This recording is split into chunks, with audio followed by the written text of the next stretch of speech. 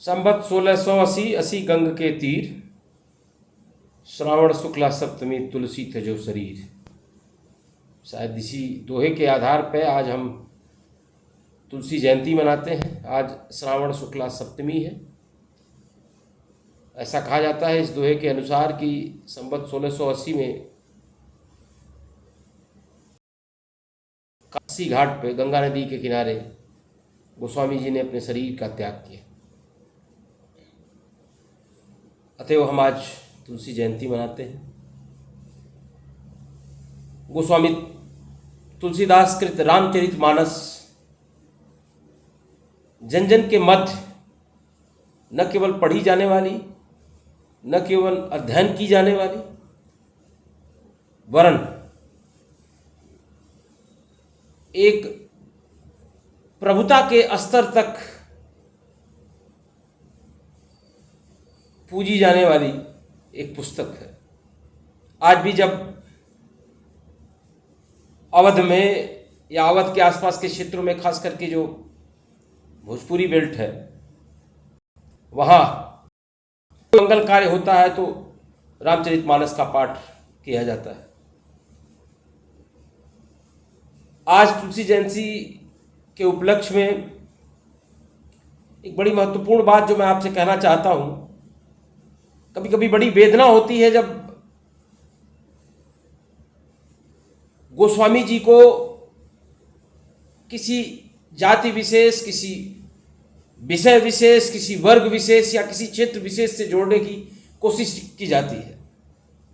मुझे लगता है कि अगर हमें गोस्वामी जी को समझना है तो सबसे जो उचित माध्यम है उनके द्वारा कृति, हालांकि उन्होंने कई सारी कृतियां की हैं, दोहावली, बिनयावली, इस तरह की कई कृतियां हैं उनकी, लेकिन रामचरितमानस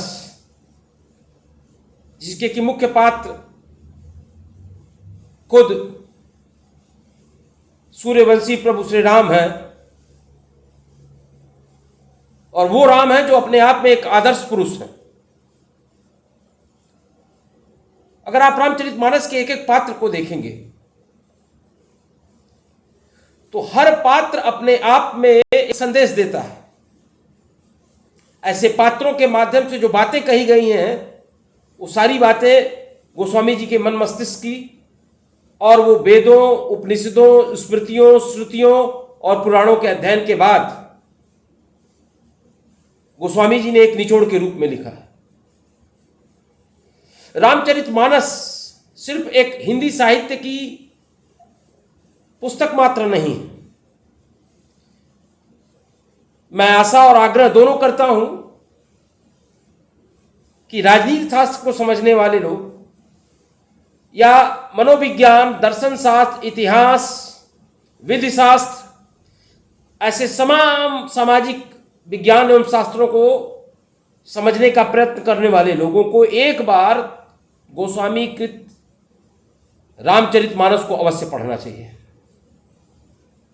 दर्शन से लेके नागरिक शास्त्र तक लगभग कई सारे ऐसे सिद्धांतों की बात करती है तुलसीकृत रामचरितमानस। और अगर भारतीय ज्ञान परंपरा की बात करें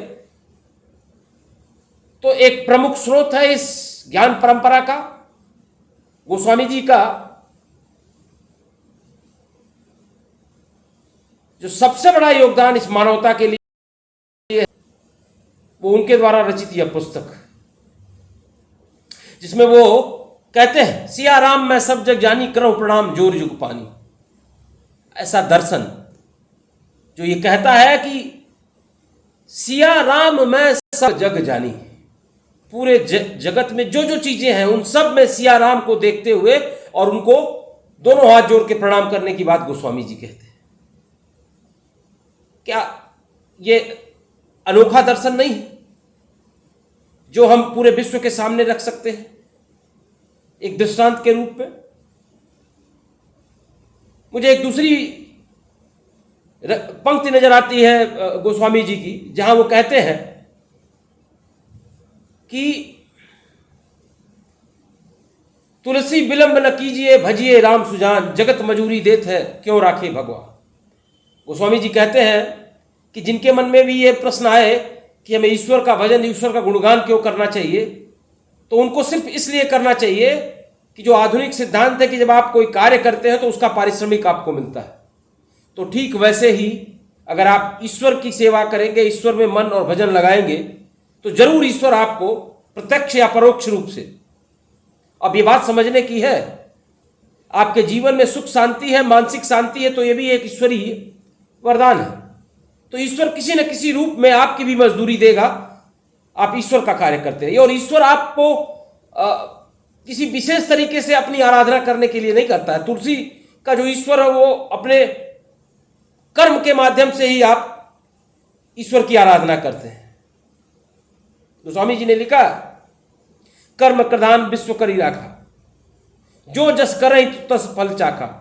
तो जैसा आप कर्म करेंगे उसी तरह का आपको फल मिलेगा। नीति से, विधि से, दर्शन से, मनोविज्ञान से, संस्कृति से, लोक ज्ञान से परिपूर्ण है तुलसीकृत रामचरितमानस। आध्यात्म से, त्याग से, बलिदान से, आदर्श से परिपूर्ण है तुलसीकृत रामचरितमानस। मानस में जो स्त्री विमर्श है उसको समझने के लिए दो एक स्त्री पात्रों की हम चर्चा कर सकते हैं। मां सीता जैसा आदर्श व्यक्तित्व, इवन जिन चरित्रों में हम कभी कभी उनको नकारात्मक रूप से समझने की कोशिश करते हैं, उन चरित्रों की भी अपनी एक सकारात्मक व्याख्या है रामचरितमानस में। कई सारे कवियों ने जिन्होंने मानस पर काम किया है उसकी अपनी व्याख्या दी है। वो चाहे मंदोदरी का चरित्र हो, वो चाहे कैकेयी का चरित्र हो, वो चाहे उर्मिला का चरित्र हो, श्रुति कीर्ति का, मांडवी का, या मंथरा का। विचार करिए कि क्या कैकेयी और मंथरा नहीं होती तो क्या प्रभु श्री राम 14 वर्षों में जार के अपने राज्य को समझ पाते, अपने राज्य पर आने वाले बाह्य आक्रमणों को समझ पाते, रावण और बालू जैसे दुष्टों का संहार कर पाते? राम सिर्फ राजा होते क्योंकि वो युवराज थे, क्योंकि वो राजा के बड़े लड़के थे। तो राम को वनवास भेजने का एक प्रयोजन था कि भगवान राम अयोध्या की राजगद्दी पर तब बैठे जब वो पूर्ण रूपेण योग्य हो जाए,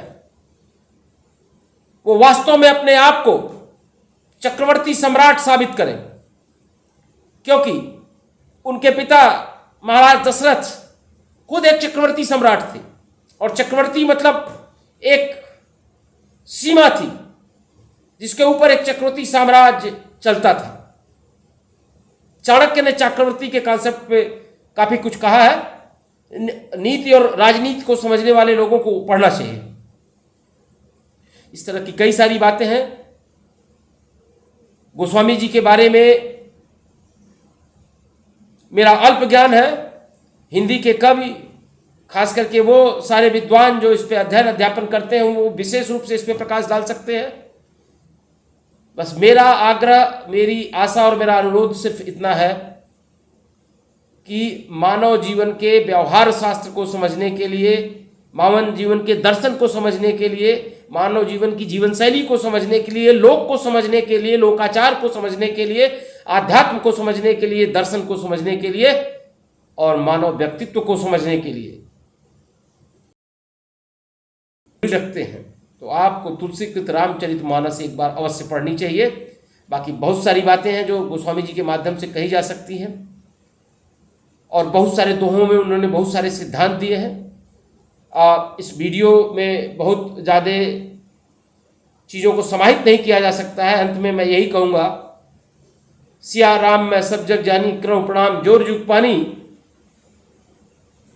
और काम क्रोध मद लोभ सब नाथ नरक के पंथ, जिम परिहर्ष रघुवीर रही भजो भजई जय संत।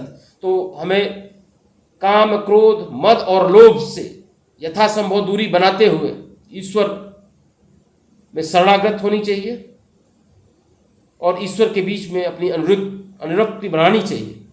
इन्हीं शब्दों के साथ आज इस तुलसी जयंती पे आप सभी लोगों को हार्दिक बधाई और गोस्वामी जी को सत सत नमन।